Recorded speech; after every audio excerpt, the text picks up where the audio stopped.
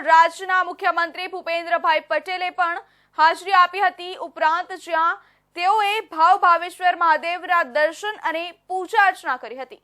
ધામના મહામંડલેશ્વર વિદ્યાનંદ સરસ્વતી મહારાજે પણ સીએમને આવકારી આ સંસ્થા દ્વારા તથા સેવાકીય અનેક શૈક્ષણિક સહિત સનાતનની જાગૃતિ માટે થયેલા કાર્યોને સીએમ અને લોકોની સમક્ષ રાખ્યા હતા।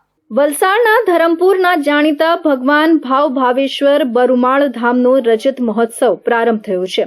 સંકલ્પ સનાતન 2025ના નામથી શરૂ થયેલા મહોત્સવમાં રાજ્યના મુખ્યમંત્રી ભૂપેન્દ્ર પટેલે પણ હાજરી આપી હતી।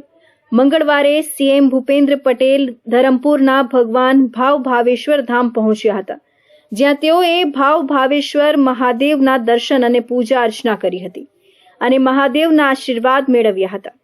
ત્યારબાદ આ પ્રસંગે યોજાયેલા એક જાહેર કાર્યક્રમમાં પણ તેઓએ ઉપસ્થિત રહી લોકોને સંબોધ્યા હતા। સંબોધનમાં સીએમએ ભાવ ભાવેશ્વર ધામના સેવાકીય કાર્યોને બિરદાવ્યા હતા અને આ અંતરિયાળ આદિવાસી વિસ્તારમાં આ ધામ દ્વારા થયેલા સેવાકીય शिक्षण અને સનાતનના પ્રચારના કાર્યોની સરાહના કરી હતી।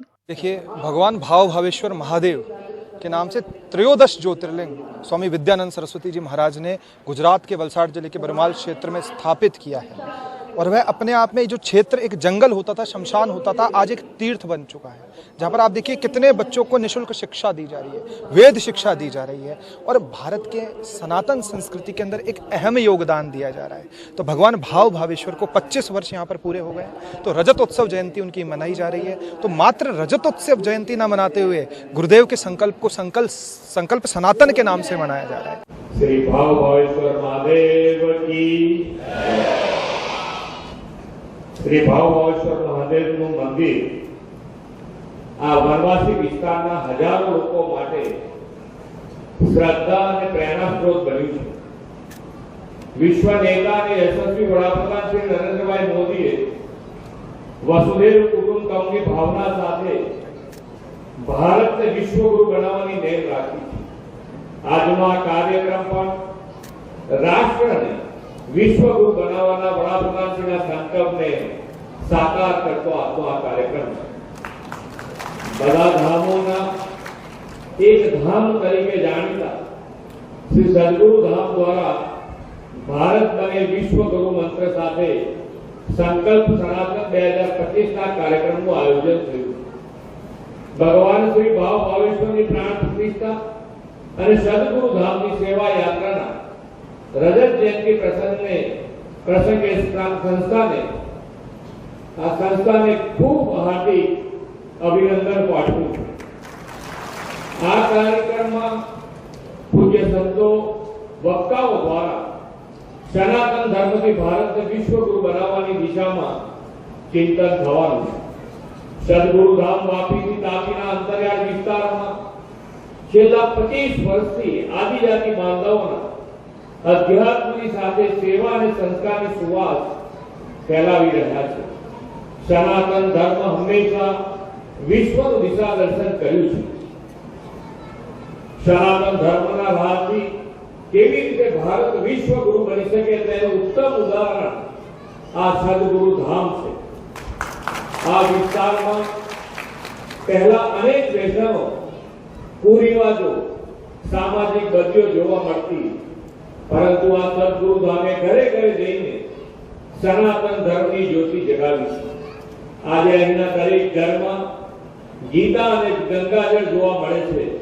બાળકો પણ વેદાંત પ્રાર્થના સાથે અભ્યાસ કરતા થયા છે। સનાતન સંસ્કૃતિના મૂલ્યો આજના યુગમાં પણ જાળવી રાખવાનું કામ આ વનવાસી વિસ્તારમાં થયું છે। વડાપ્રધાન શ્રી નરેન્દ્રભાઈ મોદીએ આવાસ, આરોગ્ય, આહાર અને શિક્ષણ જેવી પાયાની સુવિધાઓ સૌને સરળતાથી પહોંચે તે માટે કાર્ય સંસ્કૃતિ વિકસાવી છે।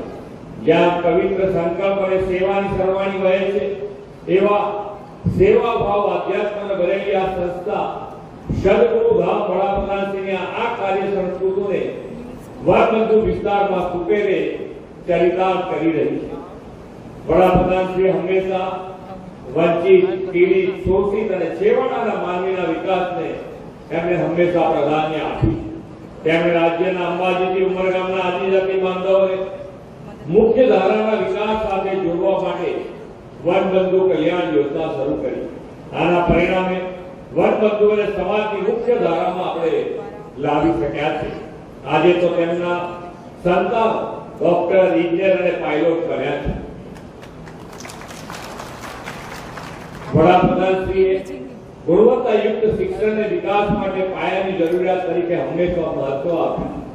તેમણે આદિજાતિના બાળકોના શિક્ષણની ચિંતા કરીને આશ્રમ ધામના મહામંડલેશ્વર વિદ્યાનંદ સરસ્વતી મહારાજે પણ સીએમને આવકારી આ સંસ્થા દ્વારા થતા સેવાકીય અનેક શૈક્ષણિક સહિત સનાતનની જાગૃતિ માટે થયેલા કાર્યોને સીએમ અને લોકોની સમક્ષ રાખ્યા હતા. તો આગળ